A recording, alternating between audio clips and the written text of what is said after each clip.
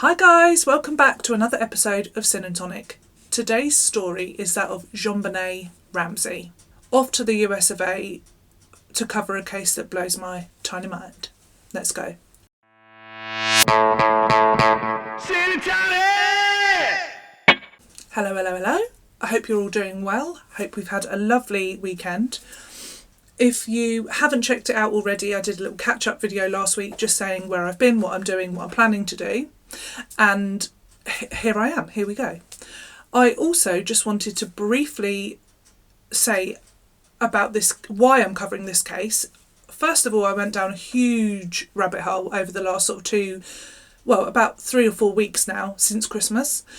And I find it absolutely fascinating. There are so many parts of this case and so many questions. It's one of those that's just like, you find something out and then, it's a big one. Also, recently there's been a Netflix documentary about the case, and I wanted to chime in as well because that documentary is there's a lot of things that are left out of that documentary. Having read the books and lots of different books and perspectives from detectives and police officers at the time, also people that were around the family, there's so much that you can find on this case. So I wanted to sort of do my own rundown of the evidence. It's a very frustrating case, it really is. There's going to be lots of the bane. Without further ado, we are going to Boulder in Colorado. This is one of the homes, they're very rich family, to the Ramsey family. We have John Ramsey, Patsy Ramsey, they're the father and the mother of Burke Ramsey and JonBenet Ramsey. This is John Ramsey's second family. He has children from a previous marriage. He has a son called John Andrew, a daughter called Melinda, and another daughter called Beth. Sadly, Beth died in a car accident in 1992. And that is 4 years previous to now. So our case happens in 1996. John, head of the family, was a successful businessman. He was the president and CEO of Access Graphics, The company was worth a lot of money. And I read somewhere, and I can't find it again, that his worth was 6 million or something like that. But I don't know where I read that. But I know that he was a multi-millionaire. So maybe not. Let's forget the 6 million because I couldn't find the source again. But he was a multi-millionaire. The company was a computer services company, so lots of money coming in. It was doing really well. He was bringing in the big bucks.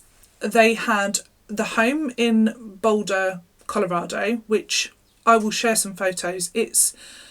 When people describe this house in the case, they call it sort of like a warren, difficult to get around and what have you. I love sort of old, big, stately homes mainly. But this house, I find it really, it's unusual and quirky. I really like it. Obviously, wouldn't want to live there now, but it is a quirky home, definitely.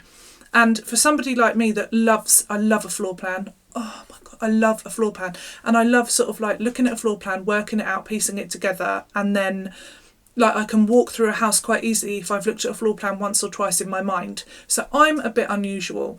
But people, detectives, police, journalists, everyone, they're like, oh, it's a warren of a house. I can see what they mean totally. But it's weird and wonderful and quirky in its design, I would say. And also weirdly, so from the front of the house, and I think when we think of intruders and things, it doesn't look as it seems. You'll know what I mean, I'll share pictures. They had a couple of planes. That's when you know you've really made it big time. Got not one plane, 2 planes. A couple of planes on the go. So, yeah, big money. Private planes, you can just ring up, oh, Jeffrey, could you get the plane ready, please? The family had a small dog called Jacques. And I believe they sort of shared, because they were travelling a lot and they went to their holiday homes and things like that, the dog, there were some neighbours that would often have the dog. So it's like a shared ownership of this Jacques. They had a yacht. They had holiday home in Charlevoix, How lovely, in Michigan. That sounds like a lovely place. And what else? What else did they have? Patsy, former Miss West Virginia, say that fast. She won that in 1977. Beautiful. She was a smart cookie, so she had left university, the University of West Virginia, with a journalist degree. Lock that in, remember that.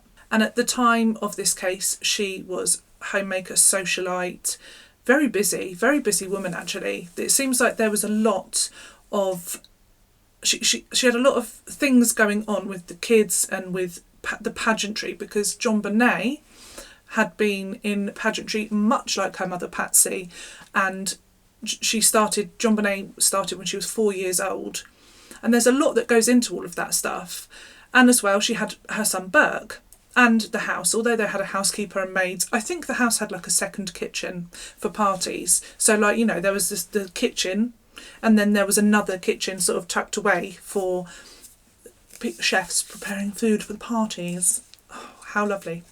Sadly, in 1993, Patsy was diagnosed with ovarian cancer, and she went through a gruelling 9 months of chemotherapy, and she had 2 surgeries.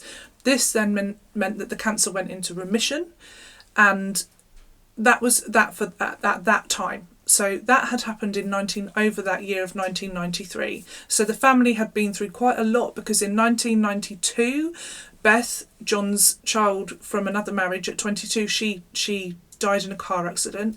And then in 1993, Patsy had her diagnosis and treatment for ovarian cancer. So that's all quite a lot going on within the family. Just something to bear in mind. Burke, he was 9 at the time of this case. He was described as a quiet lad. He sort of kept himself to himself. He wasn't very sort of out there in terms of talking to other adults, but that does not mean that a child is quiet, reserved. You know, he was probably, I think he played with other children. He had a best friend called Doug. But from the sounds of it and piecing together things that I've read from people that did know him, adults that were around him more often, like the housekeeper, friends of the family, he does sound like he was more quiet and reserved. It's also thought that people often think that he had or has Asperger's, or like, you know, autism, some form of autism. It's difficult, isn't it? Because he's not said that he has. His family haven't said that he has. And I think that's tricky to you diagnose somebody else like that. But he does have, it would seem, some special interests, and that is common with people with Asperger's and autism. For example, trains. So in the basement there was the train room. I'll share a picture. Now that room was Burke's. That's where he went to play with his train set. His bedroom also had train track and train set in it. So it was a big interest of his, was his train tracks. He was also a Cub Scout, so he wasn't completely isolated, because he did go to Scouts, and he had a friend, Doug, that I know of, and he enjoyed. It seems like he enjoyed going to the Scouts, and when he was there, he learnt how to whittle wood, and it was said by the housekeeper that he would often be walking around whittling wood with a pocket knife that he had, and she got really cross about it and was like, "Oh my goodness," because you've got to clear up all the bits that have fallen off. JonBenet, so it is always talked about her pageantry. So she was her mother put her into the pageantry at 4 years old. There's reports that are like, oh, she loved it, she really wanted to do it, she asked to do it. I can't imagine at 4 years old being like, can I do... Whatever the case, she started doing pageantry, and she did that so from 4 until she was 6. And she won quite a lot. It seems like she was very good at it. I'm going to read out what she had won. Little Miss Colorado, Little Miss Charlevoix, Colorado State All-Star Kids Cover Girl, American's Royal Miss, and the National Tiny Miss Beauty. Excuse me if I have missed any off. National Tiny Miss Beauty. Wow. It's a big thing, isn't it, over there, I believe. But that was only one part of JonBenet. Like, you've got to think she was 6 years old at the time of this case. and pageantry was not just her whole life. Whereas when I remember the case, the pictures that came out about her were just all mainly, I think they used one photo. They found one photo where she looked like not a normal kid, but a lot of the things and the images that you would see were of this girl dressed up in all of her gear, quite in a sort of adult way, and I don't think that was an accident. But yeah, so it made it seem like that was all that she was, or all that she enjoyed, and that really was not the case. And the more you sort of read into the family life and the way they lived and the way their home was and things like that, you come to see a different picture, a different side of JonBenet. In fact, the whole family. Lots of people around her described her as just a normal kid. She enjoyed playing outside. The gardener, in an interview that I saw, said that she was quite, she was chatty, talkative. She would play outside more often than Burke, he noticed. And she didn't mind getting messy. She didn't mind having, like that sort of outside play. She was seen outside on her bike on Christmas Day. So she wasn't just this sort of like poised dolly. She was a normal kid. She played outside, she played with her toys. She was also a smart cookie, so her teachers at school in that year when they wrote the report said that she was doing incredibly well in subjects at school, so she was a clever girl and that she was very kind, she was compassionate and she was well liked. Basically, I'm trying to convey that she was just so much more than this trophy dolly little girl that we just saw so much of, with the pictures and the video that was released. Now that we've heard a bit about the family, let's go into the day of the crime, which was Christmas Day of 1996. Something that is very unusual from the get-go, from this time, is that there are hardly any photographs or video image of that Christmas morning of 1996. Now, in previous years, there's a lot of photography, videos of their Christmas days, but not this year. And I find that quite telling. It's not always what you see, it's sometimes what you don't see, right? So hardly anything from that day. Bearing in mind, Patsy loves Christmas. She decorates the house, she decorates the front, she's all in for it. They had a Christmas party on the 23rd where they decorated gingerbread houses and stuff like that. So it wasn't like, oh, bar humbug, haven't decorated this year, haven't bothered with it, therefore we're not filming, we're not taking photos. That was not the case. It was all, special as usual. In the few pictures that were released and given to the police, there was pictures of JonBenet on a bike, and she also received a life-size doll thing, like a replica of her. That's weird. I think that's creepy. Maybe it's cute to some people. I find that weird. But like a big doll that was meant to look like her. Imagine that in the night, waking up, rolling over, massive freaking doll that looks like you. No thanks. Burke got a Nintendo and he was so chuffed with it. He talks about that quite a lot.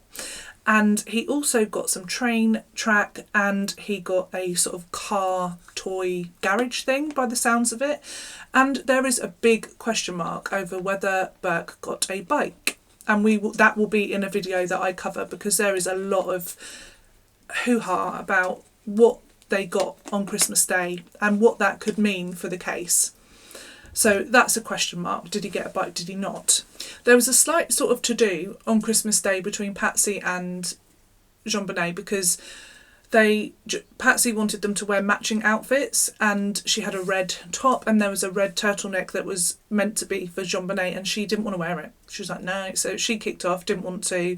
So she ended up wearing an outfit, black sort of thing, and a white top with a diamante, a star in the diamantes in the shape of a star. Get it out safe. They were off to the Whites, Fleet White, and his wife and children, and they were having a Christmas party with the Ramseys. So they went to that around 5 o'clock and it ended at about 8:30. I don't like getting out my pyjamas on Christmas Day, so that wouldn't be one for me. Unless I could wear my PJs. But the Ramseys were a lot more social, and they had a huge house, and this kitchen for the butlers and the chefs and everything. And they had the Christmas party on the 23rd of December, but they were social, they went to parties, they had parties, they travelled a lot. It was a busy old life. Their last party, like I say, was the 23rd of December, and there was that party that there was witnesses to say that JonBenet had cried at that party, something about being not pretty enough, or I don't feel pretty. And also at that party on the 23rd, somebody from the house, the Ramseys' house, had dialed 911. The police came to the house, and Sally Stein, or is it Susan? Shit. Excuse me, it is Susan. Where did Sally come from? The minute we call our car Sally, maybe that. At that party, oh my God. At that party, Susan spoke to the police over the intercom, didn't let them in. Like, no, it was an accident. Don't worry, everyone's okay. Bye. That was on the 23rd.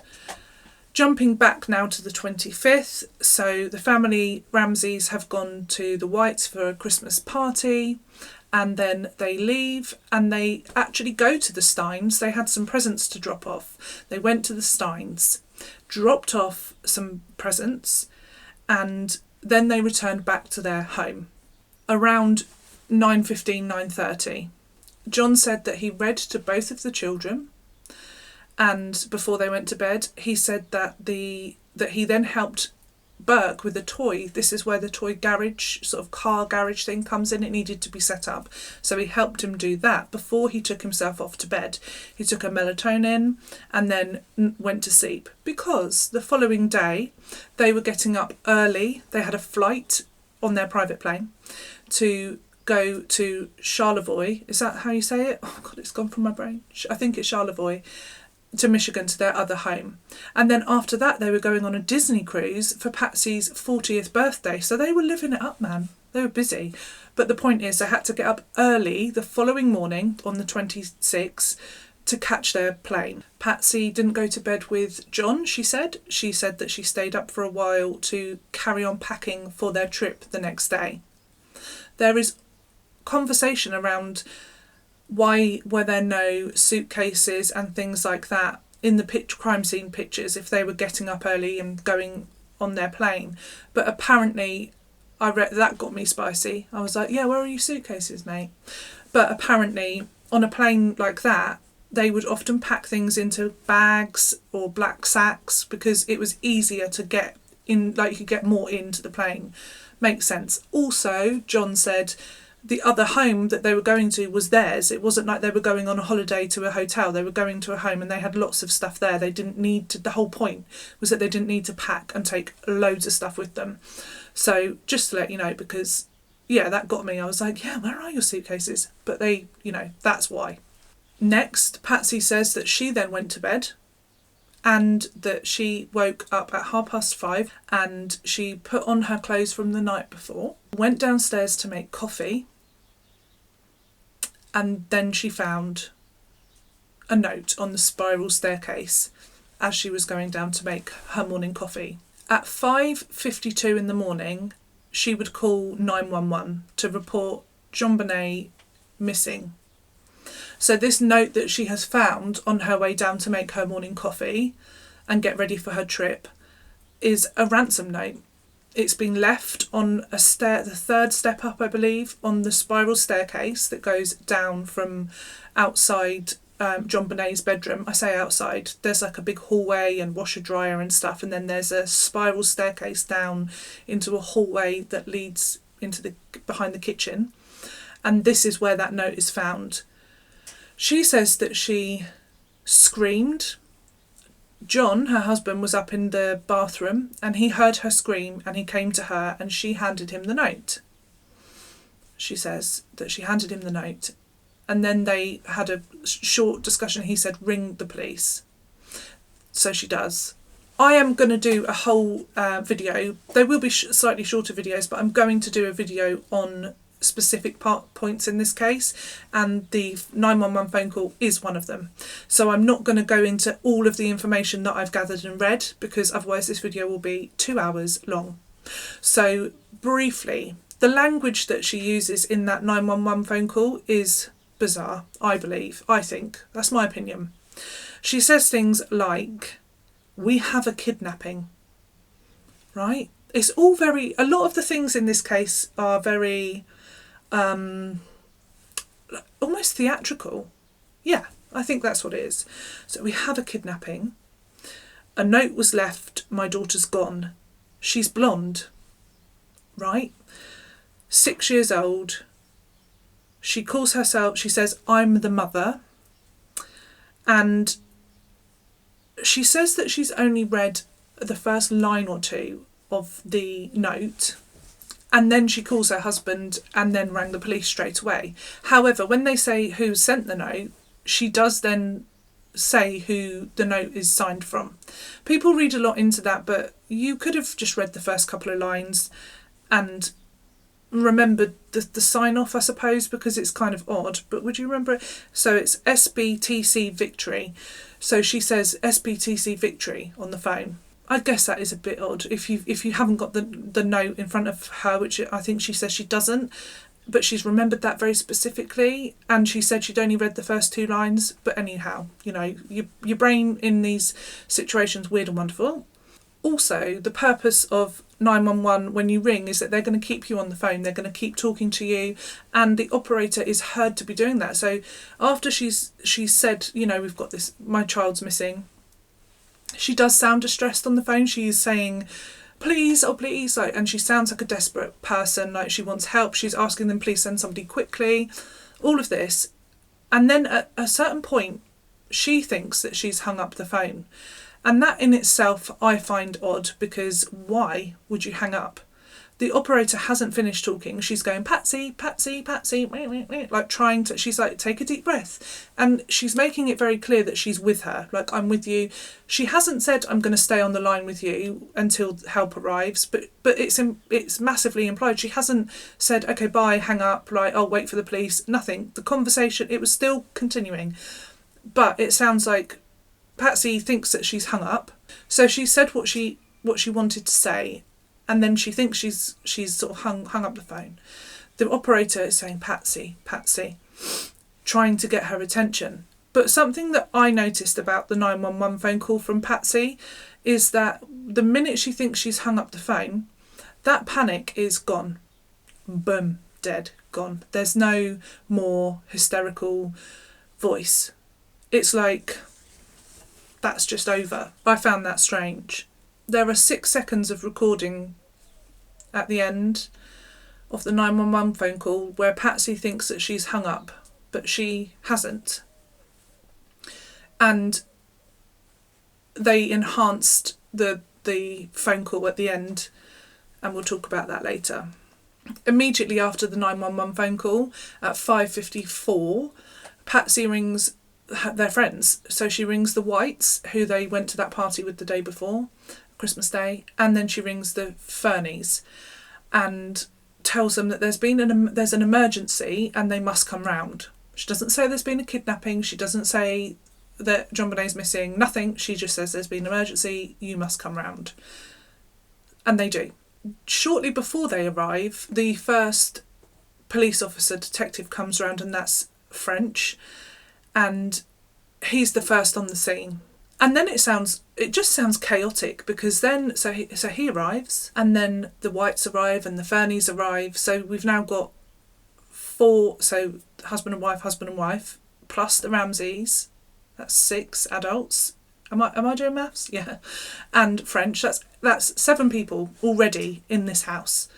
That's a lot, isn't it? And just a bit bombardy. And French sort of described it as just chaos, really. French did go down into the basement. He went down and he looked, and also Fleet White, so the gentleman from the party on Christmas Day, he also went down to the basement, because his daughter, who was also 6, the year before, she had disappeared. and they couldn't find her, and she was found in their house hiding. So he took himself off and he went down into the basement to have a look, because it would kind of maybe, I guess, be the first sort of hiding place that you might think of that a child might go. And he went down there, and French had also gone down into the basement as well. So two men had gone down into that basement, and it was a huge basement. I say basement, I think like we had a cellar when I grew up, and it was a small cellar, like a really small, like one room, like you go down in a Victorian house, so you just went down, it's just one room. So when I hear basement, I know that in America basements are much more common, and they're big, and they're used, I think, like, you know, as space, like in the Ramsey house. But that's not a thing really here. But this was just so much like space. It's bigger than my house. The basement's just bigger than my house. It is like a warren of rooms, really. I'll share a picture. Because it was a kidnapping, it was ordered that there would be no radio, you know, like radio communication with the police. And that makes it really hard for everyone to communicate then, but they thought that the kidnappers could be listening in, which is a good point. So it was radio silence. They had pagers, and they had phones, landlines, and that was it. So that was the only ways of communicating. A phone trap was set up as well at this point, because everyone now has read this ransom note, which again, there will be another detailed video about the ransom note. The ransom note was 2.5 pages long. It was the longest ransom note ever, and I'm not exaggerating, because the FBI, when they got involved with the case, they said in the history of the FBI they had never seen a ransom note so long. It's normally very short and sweet, because to the point, it's like, we've got so and so, we want this, do this, see you then, you get your kid back or your person or whatever. It's normally really like precise and to the point. This ransom note was like War and Peace. It's really long. I'll share some interesting things that I found about the ransom note, but like I say, I'm going to go into more depth. First of all, it said that there would be a phone call between 8 and 10 the next morning. So did that mean the 26th? Was this written on Christmas Day? And did it mean the 26th? Or did it mean the 27th? Like, who knows? That's confusing for a start. But obviously a phone trap was set up, because it could have meant, or in my head it meant the 26th. Why would you wait like a whole 20, like, do you see what I mean? It surely meant the 26th. The ransom note demanded £118,000. This family was worth, I mean, they've walked around the house. Even if that's the number that you were thinking of, you would go into their house and be like, at least $1 million. You'd ask for at least $1 million, right? You know they're good for it. Also, the person writing the ransom note knows a lot about John and his business, so come on now. Like, they know that he's good for more than £118,000. That was also, interestingly, it was basically, I think, the exact amount of John's Christmas bonus. Right. There were purposeful mistakes in the letter. So for the most part, it was thought to be written by somebody that was educated. But they were trying to make it sound like it was somebody that wasn't. So there were 2 spelling mistakes, and the rest of it was written correctly. And it also, just to me, looks like somebody is trying to make their handwriting not look like their own, I think. Most interestingly, this ransom letter was written in the home. They matched the ink from the pen that was used to a pen in the house that had also been put back where it was. It had been put away. It wasn't left with the ransom note or next to the pad. It was put away. I'll show you where. And the pad was Patsy's pad. It was a pad from the house. So this ransom letter was written inside the home. And some FBI agents did a test, and they copied out the note. They had it in front of them, and they just wrote it, and it took them 22 minutes. That was without having to think about writing it. They just copied it, and it took them 22 minutes. So that's a long time to be inside somebody's home, writing a ransom note when the family are there in bed. Some people argued that the ransom note was written before the crime and they had more time to be in the house alone. Perhaps. But they've got balls of steel to do that because someone could come home at any point, and yeah, that just seems... Also, the fact that the pen was put back where it was, where it came from, and the pad was also put back where it came from, suggests that they wrote the note in the vicinity of that area, because as if you would take it and hide somewhere, like down in the basement, and write your ransom note and then take it back, put it on the stairs, then put everything away and tidy up. I don't think so. Also, that day, I think it was that very day, it might have been the next day, 27th, it was determined that 2 practice notes had been written on the same pad. Where they were, we don't know, because it was like... So they found one thing that was like Mr. and Mrs. I, and it looks like the beginning of someone writing an R. So that was there, and then they could see another note had been started to be written, but that was missing, and so were 2 more pages from the notepad. That they were never found, but they were missing. So this intruder, if we go with the intruder theory, did a practice note, took 2 more pages out of the pad, then wrote Mr. and Mrs. R as if he was starting the letter again, and then wrote the real ransom note, and then took those pages with him. Can you tell that I'm not really on the intruder sort of side of things? Just doesn't add up for me. Also, there were no fingerprints on this note. And get used to this, because the stories change all the time. The things that the Ramseys say, it's like, oh, but you said that, but now they say this. John said Patsy handed me the ransom note and I read it and then told her to ring the police. Patsy said she never handled the note, she just left it. She looked in the dim light of the morning, 5:30, on the stairs, and she just looked at it and then shouted. She says she didn't touch it, but John said in his initial statement that she handed him the ransom note, but there were no fingerprints found on the ransom note, so nobody touched the ransom note. At 6:45, victim advocates arrived, and they were to support the family with this, awful kidnapping ordeal. And another officer arrived, Reichenbach, I believe I'm saying that correctly. Now, he searched all 3 floors of the house. I thought there was 4. No, wait. 1, 2, 3, basement. So 4 floors. He searched the house.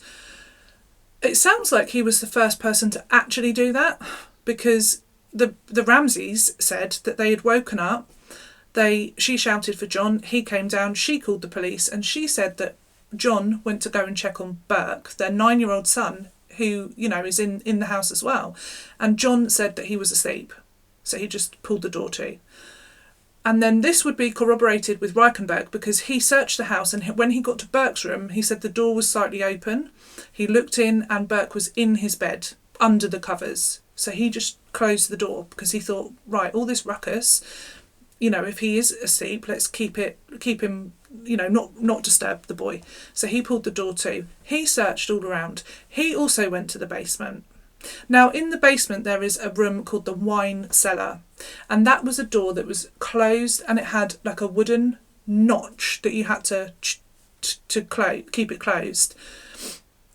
That was in place. Now, French and Reichenbach, excuse me if I get the name wrong, they were looking for points of entry, because at this point it's a kidnapping, so they're looking for somewhere that a person could enter. French and Reichenbach don't go into that room, the wine cellar, because it's obvious that if an intruder has gone out, they can't have gone out because this latch of wood is down. So they're like, oh right, that's useless because they haven't gone out that way, right?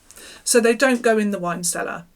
Fleet White, he did go in the wine cellar. So when he searched in the basement, he unflicked the bit of wood, he pushed the door open, and he couldn't see, it's pitch black, so there's no window in that room. It's windowless. It's called the wine cellar, I think, for that reason. It's just like a concrete room, keep everything cool, and he couldn't find the light, so he just shut the door. But he said he couldn't see anything, and that was that. He just shut the door, and then he re-put the wood. Fleet had a discussion with John about Burke, and he said, because it was chaos in the house, there was quite a lot of people milling around, people still turning up, CSIs, and then you also had Detective Aunt. She arrived at 8:10, and I think Burke had actually gone by that point with Fleet. Fleet had a son that like they all knew each other, they'd been at a party before, and he said, let me take Burke away from this. Now, some people argue that if one of your children has been kidnapped, would you rather them be at home with you surrounded by police or go off with your friend? Okay, but, that's what happened. He went with Fleet. He took his Nintendo, because he got a Nintendo the day before that he was very thrilled with, and he mentions that quite a bit, like I said. So he goes with Fleet. Fleet said he didn't ask any questions, he just got in the car, it was quite a quiet drive, and he took him back to his house with his son. Fleet then returned to the Ramsey house after he'd done that. Detective Linda Arndt, now she walked into this chaos and she set up a sort of office affair sort of situation in the den in the house, and that's where they were waiting, her and John, for this ransom phone call, because it said between 8 and 10 they were going to ring. So she went straight in there to set up and to be with him, basically waiting for a phone call. Now, wouldn't you be waiting on tenterhooks for that phone to ring? And that phone would never ring. Detective Arndt asked French to stay with Patsy. She was in a right sort of state. She was hysterical, as you would be if your child was missing. And she had friends around her. She also had Detective French with her. Detective Arndt also did a very brief interview with Patsy. She also had a very brief one with John. And Patsy said, they asked, is there anyone that could have done this? Any suspects or what have you? And even though it said about a foreign fraction and, this SBTC whatever in the note, ransom letter, both John and Patsy pointed the finger at their housekeeper. Patsy said that the housekeeper had asked for for a loan for money very recently, $2,000 to cover rent and stuff they were behind. So she said, this is the only person I can think of, and John did the same. She was called Linda Hoffman Hugh, and then John also mentioned somebody called Jeff Merrick, who was like a disgruntled ex-employee. John also found like an address book of Patsy's, and he wrote something down so that Detective Linda Arndt had a handwriting sample from both of them. No phone call came, like I say, but Detective Linda Arndt, and this is there are so many things in this case that are just bonkers, but she lost track of John Ramsey between 10:40, and that's only the time that she realised he was gone, between 10:40 and noon. So that's like an hour and 40 minutes, am I right? The maths, hour and 20 minutes.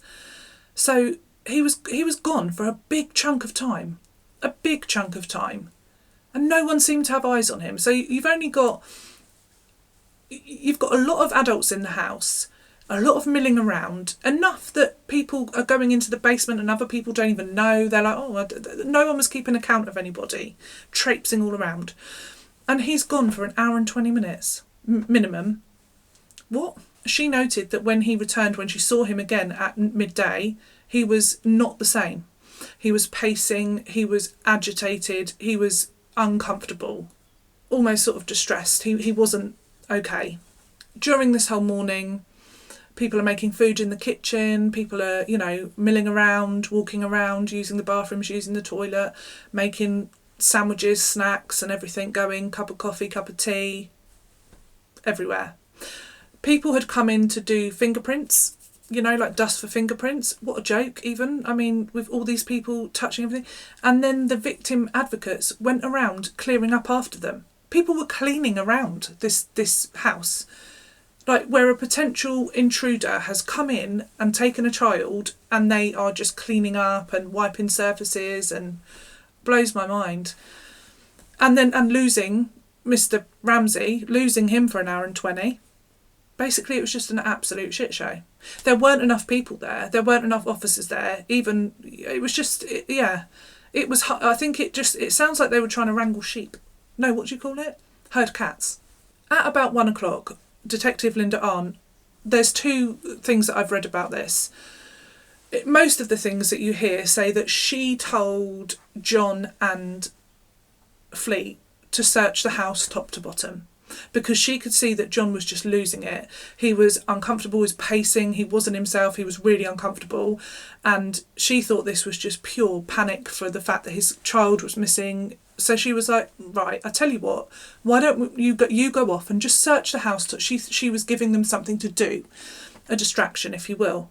And then in another source that I read, she said that they were going to search the house top to bottom, as in, right, now we're going to search this house top to bottom. And with that, from the accounts of the people there, John, he got up, he was like, right, let's do it. And he went straight to the basement.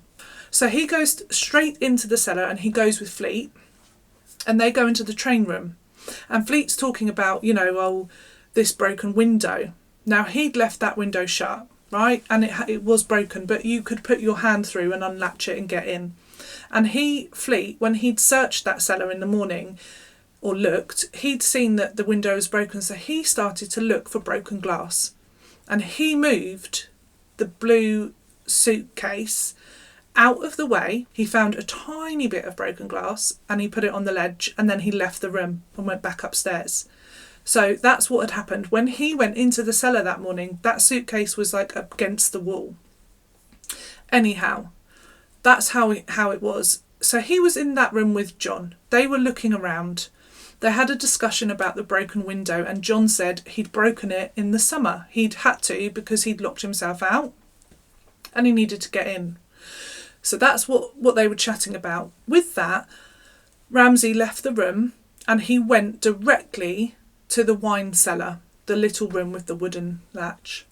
This is when it gets spicy, because this is when the lid comes off. So he finds JonBenet's body in the wine cellar. And even this is questionable, because, well, it's not questionable that he found her, he did, but how he did seems a bit, because Fleet had gone into that room earlier and he said he could not see a thing. He couldn't see anything. And he shut the door because he couldn't find the light. He didn't know where it was.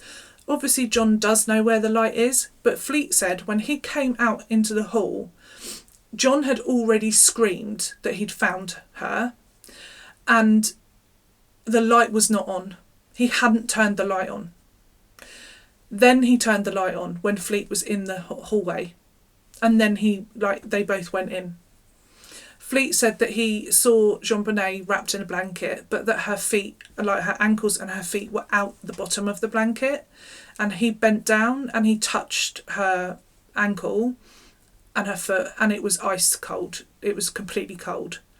And then John Ramsey picked up JonBenet and carried her upstairs. I mean, before this, Fleet had run up ahead and he'd said, call an ambulance. And then John Ramsey emerges from the basement holding JonBenet. And sadly, JonBenet it was quite obvious to Detective Arndt that she was gone, because she was in rigor mortis. Like, her arms were above her head and they were stuck in that position.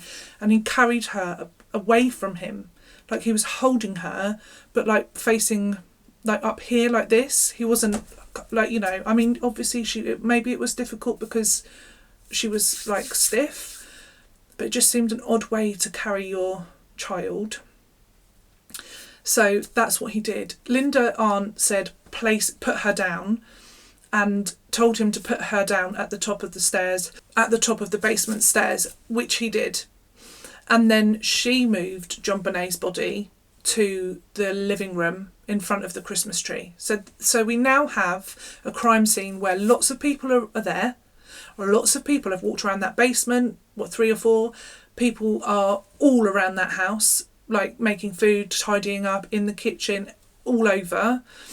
And then you've also then got, and also I thought this, like probably maybe opening doors, opening windows, annoying.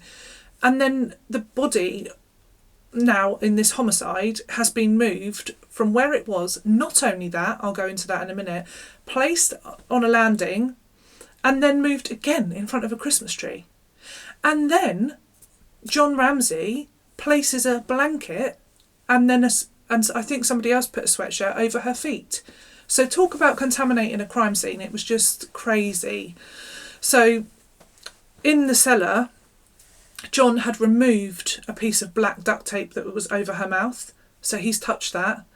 And he also untied, she had some white rope, like nylon sort of thing.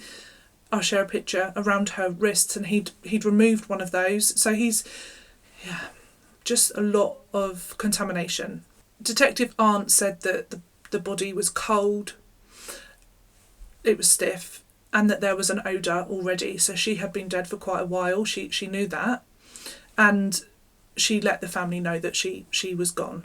Patsy was hysterical, as you can imagine, and she threw herself, and she was like she was touching and holding JonBenet's body.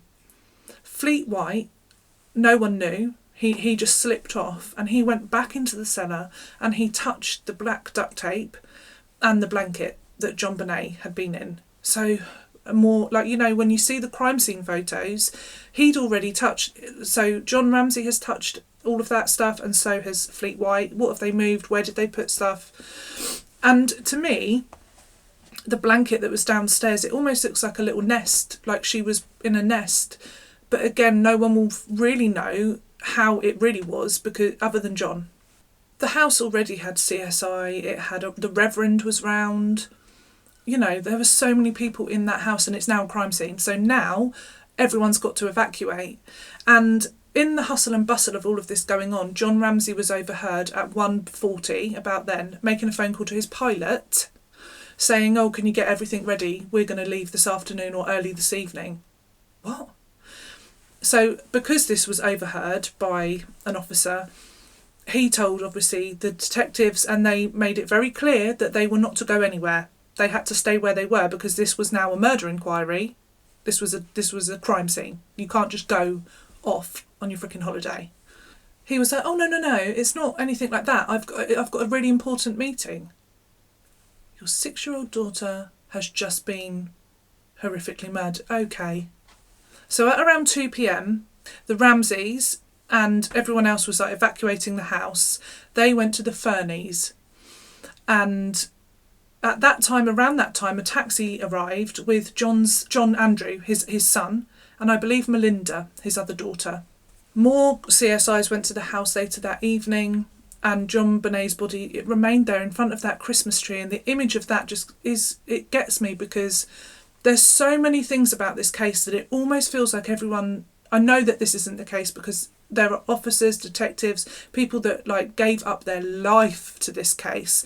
They honestly, like, it affected their health, their relationships, all in the name of trying to find the truth. But sometimes it's easy to sort of, because there was such a political shit show and a media storm around the case, it's like, oh, you know, there was a 6-year-old girl that died, a 6-year-old girl that was murdered. So yeah, you know, and the image of her just being basically alone in her house in front of her Christmas tree, her body just laying there, it's incredibly, it's a really poignant image, I think, to think that, you know, that's what everyone should be focusing on. And a lot of times it doesn't feel like, well, mainly her own family. It seemed to, from when they left that house, it was walls up. Also, from that moment, the Ramseys were treated as victims and not suspects. But there were so many things to point towards the fact that somebody within that household had murdered JonBenet, that it does seem wild that they weren't taken in for questioning. They weren't taken immediately to the police station. That didn't happen. They didn't give a police interview until 120 days later. And even then, the fight to get that to happen was incredible. The police department were like, what about then? What about now? Can you give an interview? And they lawyered up, I think, the day after the murder. They lawyered up and they had a media team, And 3 days after JonBenet's murder, they were on the TV. They are incredibly wealthy and influential. Boulder was a town where I don't think there'd been a murder that year. So it was all, this was all sort of new, and that's why I think loads of mistakes were made. But it just seems bonkers, does it not, that they weren't taken in for questioning. In their interview on the 1st of January, John says, "We're not angry. Why aren't you angry? I'd be angry if my child, 6-year-old child, had been murdered in my home. I'd want to know who did that and what the hell has happened." And he said, "We're not angry, we just want to know why." Already on the 1st of January, he was talking about moving on and dealing with their grief. The whole thing was just iffy, in my opinion. Why on earth would you talk to CNN before the police? Again, I'm going to do another video about all the inconsistencies because their story changed a few times. Bedtime, for example, after a short while, they then said that JonBenet was asleep and that he carried her in asleep, whereas before he'd read to them and she was awake, and Burke said she was awake. So why lie about that? Full transparency, my filming yesterday got interrupted and it's the next day. I've got myself a hot coffee and we're going to carry on. But no dramas, it was fine. Got the same top on, but haven't washed my hair. Feeling more tired, so I wasn't going to lie about it. But I'm back. So I believe I ended by saying about inconsistencies in the case, and that is in the stories that Patsy and John and Burke would later go on. So let's talk about the autopsy. It is quite upsetting because we're talking about a 6-year-old girl and some of it is grim. In the autopsy, it was noted that there were elements of staging. For example, the duct tape, that was an element that suggested that the scene had been staged, the crime scene. Also, the nylon white rope around her. I'm calling it rope, it's thin. John said he'd removed one of the ligatures from her wrist and the other one remained tied to the other wrist, but they weren't tied tightly. And when they did a reconstruction, there was 16 or 17 inches of this, I'm going to call it rope, but it's like a fine, what is the word I'm looking for? Not thread. What's in between thread and rope? Oh my gosh. Anyway, the ligature, we'll call it, that white thing, it was long, so it did no good job of, it wasn't tight, there was no marks on her arms, and also the ligature was around over the top of her white top. So it served no purpose at all. It wouldn't have stopped her. She wasn't restrained and she could have just gone like that and just taken it off. So again, it just looked like somebody had done that after she had died. The autopsy showed that there was pineapple in her digestive tract, not in her stomach. And it was estimated that she would have eaten that about 2 hours before she died. The autopsy was surprising in the fact that there was a very obvious tight ligature around her neck. It was, and the family were the ones that first called that a garrote, when in fact it was a crude example of that. A garrote is normally, I'll share a picture, and this was like a makeshift. It only had the rope tied to one, it was a broken paintbrush. It was only tied round one piece of wood, it wasn't two, so it wasn't created as this sort of torture device in the sense that it wasn't, it was, and also it was made at the scene because it was using materials from the home. So we believe. The paintbrush, definitely. And there are questions about the white rope around her neck, so the knots have been tied around this paintbrush, and then the other end of that was around her neck in a slip knot type fashion, and it was quite tight. It was tight, it had really eaten into her skin. As they continued with the autopsy, so it would look on first glance that this was the only cause of death, the strangulation, and when they then went further with the autopsy, what they found was a huge fracture to her skull. And I will also do a further video on the autopsy results and things like that, because there's so much information. Basically, when they looked around the home at possible objects that could have been used to cause the fracture, there was almost an identical weapon, which was a big flashlight that was found on the kitchen countertop upstairs.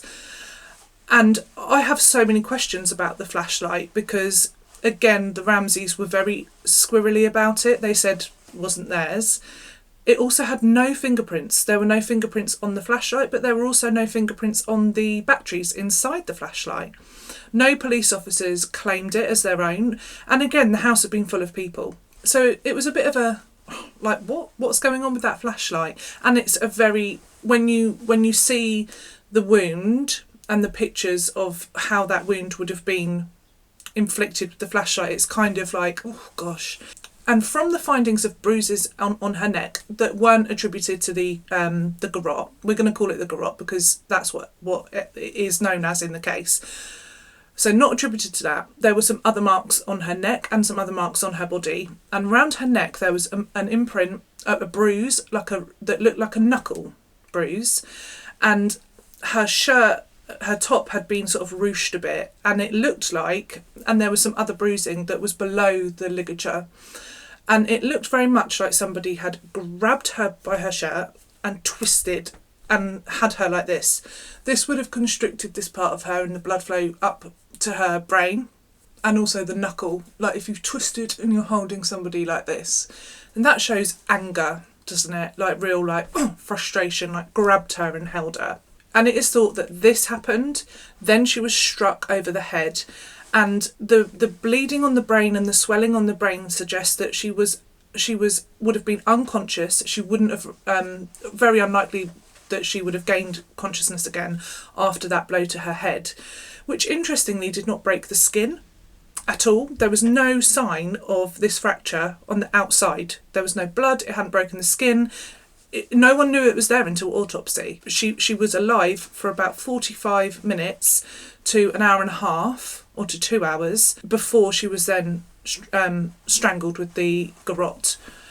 So what happened in that time? The other things that they found in the autopsy were signs of abuse.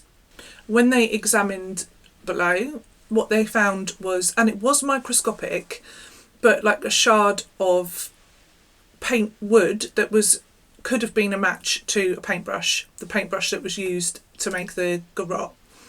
And there was some injury to that area. They said that this was in line with a paintbrush, the end of a paintbrush being inserted. There was small spots of blood on her underwear as well, which is why they highly suspected that that's what had happened. And also from the injury, they determined that this would have happened very, very close to or at the time of her death. So with the strangulation, not the blow to the head. Another interesting thing, but I can never find any official account of it, and I've still got some of my audiobook to go through where there's quite a lot of evidence in the book that I'm listening to, which is the foreign fraction. I'll share all the links, actually, all the titles in of what I've listened to so far in my description box. But yeah, so there was a urine stain that was found outside the wine cellar, and all of the front of JonBenet's clothing that she was wearing when her body was found was urine stained, suggesting that when she passed away, when she died, her bladder released, and there was this stain outside the wine cellar, and Patsy's art caddy had been left on top of that stain. The police noted there was a smell of like cleaning stuff down there, so I think that had been, someone had tried to clean that and then the caddy had been put on top, maybe because it was a wet patch. However, when they sprayed and it was like, it shows up as red with the urine, and these were photographs that were taken. I'm going to check if they're crime scene photos or not. They might just be later on. But that urine stain, it looks like there's drag. So there's a big blotch of it and then there's like a drag mark, and it looks like going towards the wine cellar. So to me that suggests that she was strangled in front of the wine cellar and then dragged back inside. And that would explain why her arms were up above her head, and there were some drag marks on her shoulder and the bottom of one of her legs. So it suggests she was dragged back into the wine cellar by her arms. On her back and her face were some small marks. Now, the marks on her back are an almost identical match to the train tracks. There were some train tracks found in the room. There were some train tracks obviously in the train room, which was nearby. There were also train tracks found in Burke's room. So it would seem that somebody had poked her with the train tracks to see if she was alive, if there was any movement. Like I say, there was 45 minutes to 2 hours between the head blow and then the strangulation. So in that time, somebody has tried to ascertain if she's alive. So to recap, the autopsy shows that JonBenet ate pineapple about 2 hours before she died. So she would have eaten that pineapple not long before receiving that blow to her head, and then after that she was still alive for another 45 to hour and a half, 2 hours. It also showed that there was a bit of rough and tumble, and there was a possible, scrunch with that bruise mark and someone grabbing her by her collar. It would suggest then that she sort of turned and then was struck with something similar to the flashlight, if not the flashlight. And then 45 minutes to an hour and a half later, she was strangled with the garrote. At some point, and it seems highly likely that it was between the head blow and the garrote, somebody has used a piece of train track to prod her and see if she is still alive. And then also very close to or around at the time of her death, somebody has inserted the paintbrush, the broken paintbrush, and caused injury down there. And it would seem that she was dragged from some position, wherever she was, possibly not that far because there weren't huge injuries or things like that to the back to her body, but her arms were above her head, which does suggest that she was dragged into the wine cellar. And like I say, there was a small sort of graze on her upper back and the back of one of her legs. The flashlight was found upstairs on the counter. No prints. That just blows my mind, because it's such a weird thing, because if that is the murder weapon and it's been wiped down for prints, why would you just leave it on the counter? Why wouldn't you just, I don't know. I mean, there's a lot of panic going on and a lot of tiredness, and I think they'd had alcohol the day before. So if the parents were involved in this staging, they might have forgotten, because it does seem like there were some other things that were forgotten. For example, the pineapple. There was a bowl of pineapple that was found upstairs. Had a big spoon in it and freshly cut pineapple. This was matched to the pineapple in JonBenet's stomach. So she has come down at some point and eaten some of that pineapple from that bowl. In the bowl was also milk, so it's like pineapple and milk. There was also a glass with a tea bag in it that had been drunk. The prints on the glass were Burke's, and the prints on the bowl were Patsy and Burke's. And, so it seems like Burke had a snack. But there was a lot of pineapple left in the bowl. Quite a lot. There's a lot of speculation about the pineapple and the blow to the head. Patsy and John deny that that they made that snack and that their children had a snack at all. But it's there, and it was in her stomach. And it's one of those really frustrating things in this case. There's lots of them. But it's like it's in her stomach and, in her digestive tract, and it matches the fruit that's in the bowl that's upstairs. And so I guess what they're saying is, well, we didn't feed it to her. We didn't give it to her. Okay, Burke's prints are on that glass. They're on that bowl. Did Burke give it to her? No, he was asleep the whole time. So, it's just like, okay. It magicked its way into her tummy, did it? Buckle in, because I'm going to do a whole video about pineapple too. Eventually, with the flashlight, but John's oldest son, John Andrew, said that he'd given them that flashlight, or a flashlight similar to that one, as a gift, and they were like, oh yeah, it was in a drawer somewhere. So it would seem that that was the flashlight, but they never fully were like, oh yeah, that's ours. So that's all a bit odd. But John Andrew said, well, I think that's the one I gave them. And the housekeeper, Linda Hoffman Pugh, by the way, I think yesterday I called her Linda Hoffman Hugh. Excuse me. Linda Hoffman Pugh, she identified that flashlight and was like, oh, well, that Burke used to take it to bed with him and it was their flashlight. But it still doesn't explain to me how there are no fingerprints on the batteries.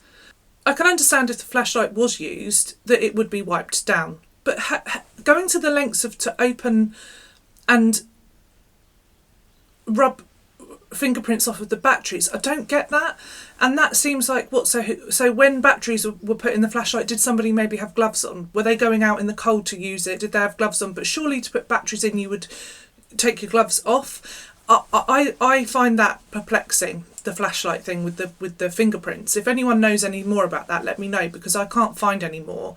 But it just feels odd that there's no fingerprints on the batteries. Really odd to me. Anyhow, because also that would suggest a really high level of we have to get rid of any evidence of this flashlight. And like I said, to then leave it on the counter, that's an oversight, to say the least, isn't it? Why would you leave it there? Put it in a drawer. Or just, I don't know, just put it somewhere. It's a huge house, put it somewhere. Why leave it out on the side unless it was forgotten? And like I say, there is reason to believe that Patsy did not go to bed that night. First of all, when the officers arrived, she was wearing the same outfit that she wore to the party the day before. Now, this is somebody that prides themselves on their appearance. Multiple people said that she would never be seen dead in the same outfit one day after, and 2 days on the trot. And it was a party outfit. So they were going to get up and go on a plane. Why would she be wearing her outfit that she wore the day before to a party to go on a plane? No, you'd have your comfies on, wouldn't you? Or like loungewear. You know, what do rich people wear? Something nice but loungy. So, and also when the officers arrived, she had her hair completely done and full makeup. Now, she was coming downstairs in her story to get up and put some coffee on and go on this trip. She said that John got up at 5:25 and went into the shower, and she went downstairs. Where's she doing her hair and makeup? What? And the first officer arrived at around 6. So did you sleep like that? And she had proper hair, proper makeup, and she was wearing the outfit from the night before. Now, I would argue that is somebody that has not gone to bed. Would you not? So I just find that bizarre as well. And with that in mind, I'm just spitballing here. Sorry, I wasn't going to do like what I thought about things, but actually, why not? I'm just spitballing because I think, imagine being up all night, not only up all night, but having had a few drinks the day before, likely, Christmas Day at a party. Also, even if you haven't had a few drinks, being up all night and then finding or murdering, or in whatever capacity that one lady, Patsy, is involved, that is a lot of stress on you. That is a lot of, your cortisol's through the roof, your nervous system, she must be fried. Not to mention absolutely grief-stricken, because whatever happened likely would have been an accident, or somebody in her family had committed that horrible crime, and just the emotion of that, the huge, if that's what did happen, can you imagine the just so many, it's such a mix of emotions, covering up for somebody else or yourself, intense grief, shock. You wouldn't believe that that's happened, would you? Even if you did it, you wouldn't believe I can't fully imagine the feelings, but I imagine that there were lots of different things going on for that woman, and it looks like she hasn't gone to bed. The fact that she's still in that outfit, her hair's done, her makeup's done, that's been an oversight. And they've spent a lot of energy on this sort of cover up, but there are things, in my opinion, and there are things that they have missed because of tiredness and grief and just the huge enormity and emotion of that evening. It's just, wow. So then it's not a stretch, is it, to think that in the chaos, someone has cleaned up that flashlight and left it. It's just been forgotten on the side, as is the pineapple. Also, the house is not the cleanest and the tidiest. It's a mess. They're not like really uber tidy people. There's stuff everywhere. It's kind of chaotic. It's a bit like overwhelming to the senses. There is stuff all around. What I'm saying is Patsy, like, she was someone, I think the housekeeper said she was not like a clean, not a tidy person. And then you've got to think, like, if that's not your way, and also there's a lot of clutter, then of course you're going to miss a bowl of pineapple. There were still gingerbread houses out from that party on the 23rd. So of course you're not going to be like, oh, hang on. If you're not used to a tidy environment and you're used to all this clutter, your attention is not going to be like, oh my God, there's a bowl of pineapple and a freaking glass there. Someone had a snack last night. Oh, I better clear that away. No, there was none of that. That was left. And the flashlight just being there, it could have just been overlooked, but I do find it bizarre. If that was the murder weapon, it feels like such a massive oversight. Like, if they did cover up, you would be kicking yourself. Like, damn it, I told you to move the flashlight. Like, wouldn't you? You'd just be like, I mean, that's a big one. Things that were found: penknife that belonged to Burke in the wine cellar, Christmas presents in the wine cellar, wrapped Christmas presents with the paper torn, so someone was peeking in the wine cellar, blanket in the wine cellar. In that blanket was a pink sort of night dress that belonged to JonBenet. Now the housekeeper thinks that the laundry, which is downstairs, there's 2 laundries actually, maybe even 3, but anyway, there was a washer dryer in the basement and there was one outside JonBenet's room, and she believes that the blanket that JonBenet was found in and the pink what do I call it, nightdress, would have been in the washer dryer. So it would suggest that somebody had gone to the washer dryer and got stuff out to wrap her and make her more comfy, you know, even though that she'd passed away. Again, something that somebody that loved her would do. Urine stain outside the wine cellar with drag marks leading to the wine cellar, it looks like. Patsy's art tote covering that urine stain, where the paintbrush from the garrote was likely from. Train track, train room, Burke's room. You've got the ransom note on the 3rd step of the spiral staircase. Again, unusual placement for something like that. Why would you leave it there? If you are a kidnapper, you would leave it on the kitchen side or on JonBenet's bed. That's what I would do. I'd leave it on her bed, because at some point someone's going to go in there to wake her up for her trip and she's not going to be there. So leaving it on the stairs, someone could stand on it, or someone could run down the stairs and all of that, it could just get like lost. Like, it could not be seen. The lights weren't on. So that's a really stupid place to leave a ransom note. What a bizarre... And again, if somebody's been up all night, crazy brain.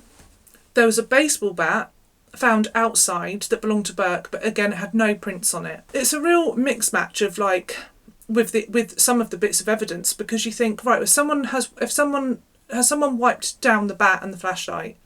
If so, you know, that seems very switched on, but equally...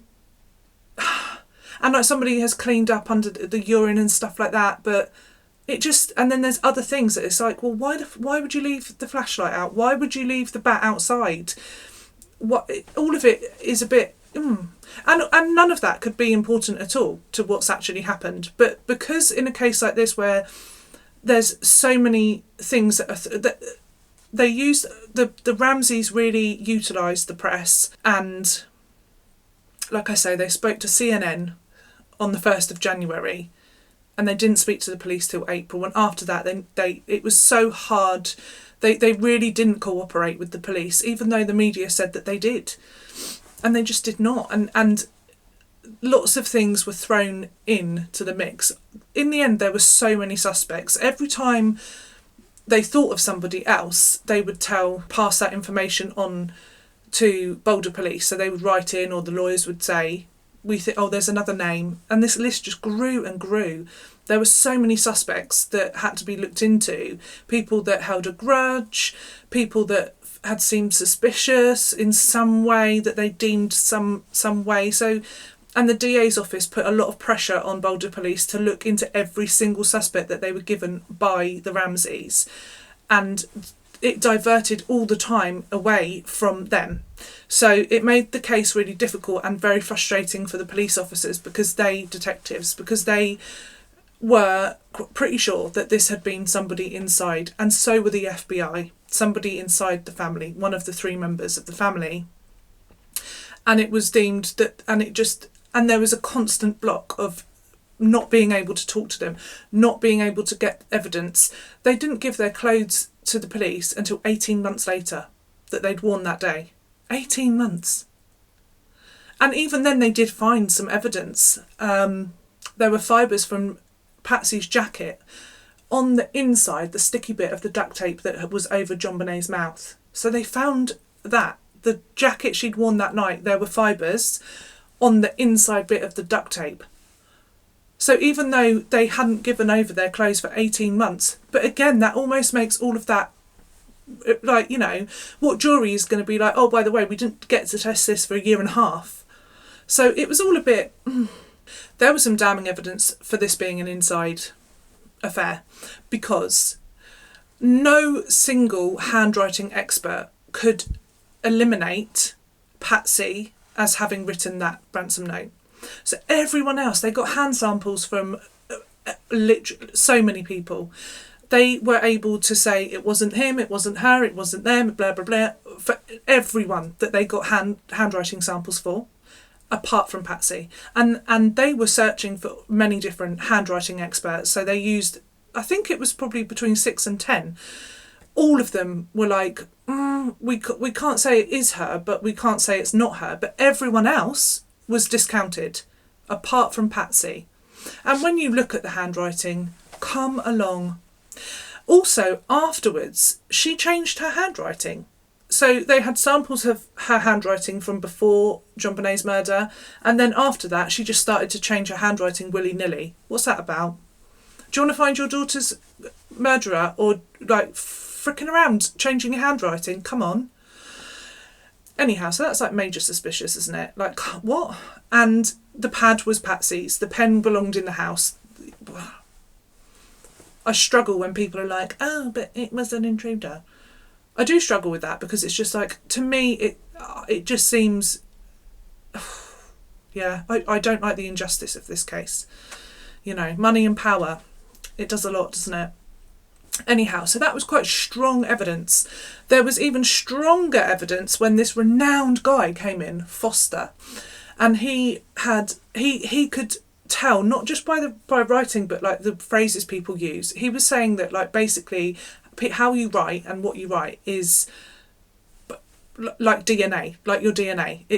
No one is the same. And he categorically said that letter was written by Patsy. So the Boulder police were like, oh my gosh.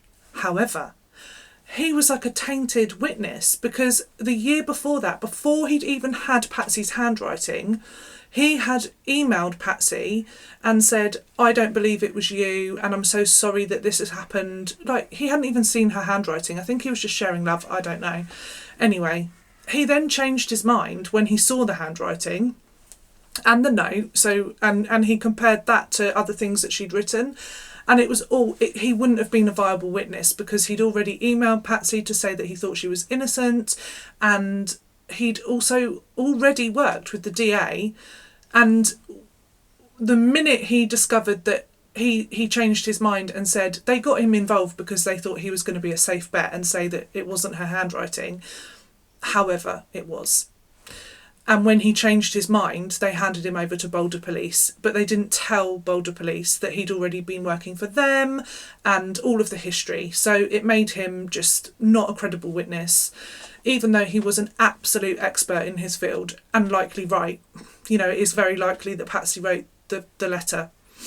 Anyhow, the other piece of evidence is the 911 call. And while it is really iffy because they had to enhance the sound, and I actually heard something different on a documentary that I watched, I heard something different to what some of the experts had heard, and then another group of experts heard what I heard. So it's a bit like, it's obviously not clear enough, but some of it is clear enough and everyone agreed.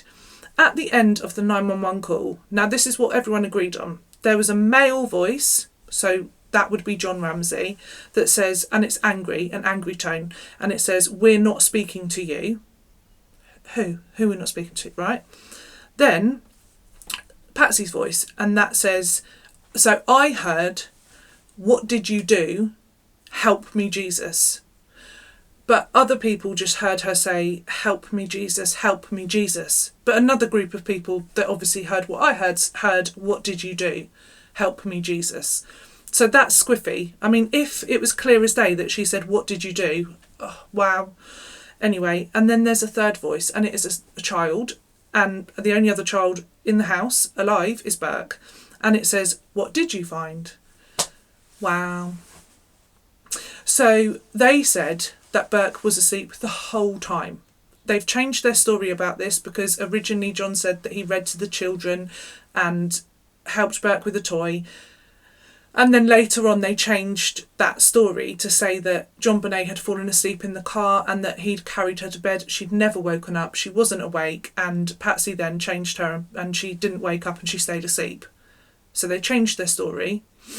And I think he maintained that he made a toy with Burke and then Burke went to bed, got changed. And he knew that, John knew that, and then Burke went to bed. So it's interesting that they changed their story to say that JonBenet was never awake. And I wonder why. But they've maintained and they've never changed their stance that Burke was not awake that morning at all. And yet his voice is heard on the 911 call. And he's squirrely about it in interviews, like, "Oh, it does sound like me. Oh. But, I mean, did you were you there? Like, what's going on?" Yeah. Anyway, so it's a bit damning, isn't it, to stand by that he never woke up, he wasn't awake, but his voice is heard at the end of the call. JonBenet's murder has never been solved, and it's so frustrating. It's such a huge case as well, and it's a case where it wasn't like there was no body and that there was no evidence whatsoever. They had her body, and the whole thing took place in that house. And it's really frustrating because it's very, very likely that the other three people in that house know exactly what happened, or at least some of them. In 2002, Patsy's cancer came back, and then she passed away in 2006. So she went to live with her father, I believe, in Atlanta, and then she died there. And I have looked to see if there were any sort of last words and if she ever sort of alluded to anything, and that does not seem to be the case. I can't really think of another reason why such an elaborate cover-up would happen and how you would go to your grave with it if it was your partner or your husband or your wife. But I can imagine doing anything in my power to protect one of my children. Just a thought. Anyhow, I'm going to discuss what I think happened in another video. And also I'm going to come back next week because there are points that I really want to cover. Such as, what happened to the duct tape and the white rope nylon cord? Maybe that's a good word for it. What happened with the grand jury? Because yes, eventually, painstakingly, there was then a grand jury. And that is mighty interesting. Whoa, buckle in for that. What about the witnesses that night? They've got some interesting things to say that help, in my mind, piece like a timeline together. What's the deal with the DNA? Because that is being thrown around like it's going to be some miracle, and actually, no. What did Burke have to say? And what's the deal with the Steins and the Whites? Because after JonBenet's murder, there are some interesting goings-on between those families. As you can see, this one has captured me. There are so many things that are just, you hear one thing, you hear another thing, you don't know who to trust because there's so much money and power and corruption going on. All of this business. I'm going to love you and leave you this week. I'm going to go and get myself another hot cup of coffee. This one is actually literally like an iced coffee now. I'm excited to chat with you some more about it. I think I've overviewed the case. It's difficult to know because it's such a there's so many things in this one. So many things. That's why it needs more looking into. And if you're like me, you'll just be like, say what? But what about this? But what about that? Yeah. And maybe that's why so many people are interested in the case, because it does get that sense of injustice for me. It's like my brain just desperately wants to know. Anyhow, as always, chat with me. Let me know what you think. People do have really strong opinions about the case and like who they think did it or who didn't do it and all sorts of things. Also, we haven't even discussed Lou Smith. He was brought in by the DA to investigate the whole intruder theory. And there were many arguments between him and Steve, Detective Thomas, and they wildly disagreed on what had happened and how. Anyhow, he interpreted what he was seeing as there was an intruder. So we'll talk about that because it was interesting, but as far as I can think, everything that all of the ways that he interpreted the evidence, there were flaws in it, you know. So anyway, we'll have a chat about that next week because it is interesting. There's also the issue of previous abuse with JonBenet, which is really sad to think of. And again, there were lots of experts that weighed in, and yeah, the evidence is again quite damning for that was the case, which is really sad for her. So we'll look into that as well. Anyway, I'm going to love you and leave you with that, and I will see you all next week for another episode of Sin and Tonic. Hope you enjoy me with another true crime story and a glass or a vase or a jug of coffee. Have a great weekend. I'm glad to be back. I'm glad to be with you. I'll give you some more information about this case next week. Bye. Be good.